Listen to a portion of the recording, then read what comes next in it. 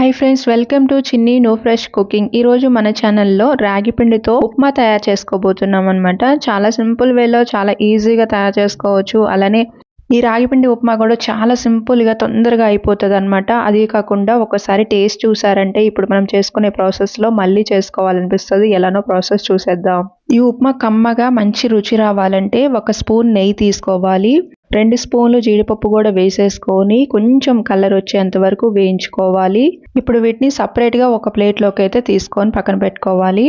పచ్చెనగపప్పు 1 spoon, మినపప్పు 1/2 tea spoon, 1/4 tea spoon ఆవాలు వేసేసుకొని కలుపుకుంటూ పల్లీలు కూడా 1 స్పూన్ వేసేసుకొని పల్లీలు లైట్గా కలర్ వచ్చిన తర్వాత పచ్చిమిర్చి 2 తీసుకొని ఉల్లిపాయ కూడా 1, టమాటా 1, అలానే దీంట్లోకి కరివేపాకు కూడా 2 రెబ్బలు తీసుకొని ఈ ముక్కలకి తగ్గట్టు 1/2 టీ స్పూన్ ఉప్పు వేసుకొని కలుపుకొని మూత పెట్టుకొని 2 నిమిషాల పాటు ఈ ముక్కల్ని మగ్గించుకోవాలి. బొంబాయి రవ్వ 1/2 కప్ అయితే దీంట్లోకి వేసుకొని దీన్ని ఒకసారి ఇలాగ వేయించుకున్నట్టు కొంచెం కలుపుకోవాలి. ఒక 30 సెకండ్స్ తర్వాత దీంట్లోకి రాగి పిండి కూడా వేసేసుకోవాలి. అది కూడా 1 కప్ అయితే తీసుకోవాలి. ఇప్పుడు ఈ రెండింటిని కూడా 1 నిమిషం పాటు బాగా వేయించుకోవాలి.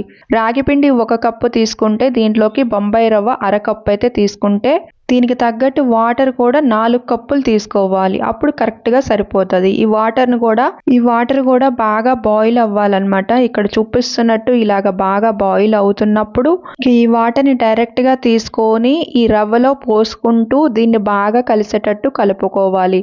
ఎక్కడ కూడా ఉండలు అనేది లేకుండా మంచిగా కలిసిపోయేటట్టు దీన్ని కలుపుకుంటూ ఉంటే మంచిగా స్మూత్గా రెడీ అయిపోతుంది అనమాట. ఇక్కడ చూపిస్తున్నట్టు ఇది పోసిన వెంటనే కలుపుతూనే ఉండాలి.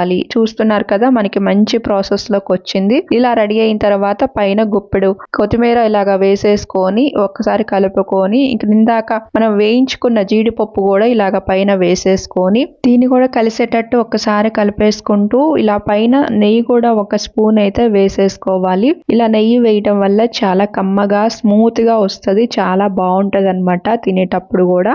చూసారు కదా, ఈ ప్రాసెస్ లోకి ఇలా వచ్చి ఒకసారి కలుపుకొని తర్వాత స్టవ్ ఆఫ్ చేసేసుకోవాలి. ఇంకా స్టవ్ ఆఫ్ చేసేసుకొని ఒక బౌల్లోకి సర్వ్ చేసుకొని ఇలాగా అది కూడా పల్లి చట్నీతో అయితే చాలా చాలా టేస్టీగా బాగుంటది అనమాట. మీరు ఒక్కసారి ఇదే ప్రాసెస్ లో ట్రై చేయండి. మీ ఫేవరెట్ అది కూడా బ్రేక్ఫాస్ట్ అయితే అయిపోతుంది అనమాట. చాలా హెల్దీగా రాగి పిండితో ఇలా ఉప్మా అనేది చాలా చాలా బాగుంటది. ఖచ్చితంగా మీరు ట్రై చేశాక మన ఛానల్కి వచ్చి ఖచ్చితంగా కామెంట్ చేసి నాతో షేర్ చేసుకోండి. మన ప్రాసెస్ నచ్చినట్టయితే మన వీడియోకి లైక్ చేసి ఛానల్ని సబ్స్క్రైబ్ చేసుకొని ఫాలో అవుతుండండి.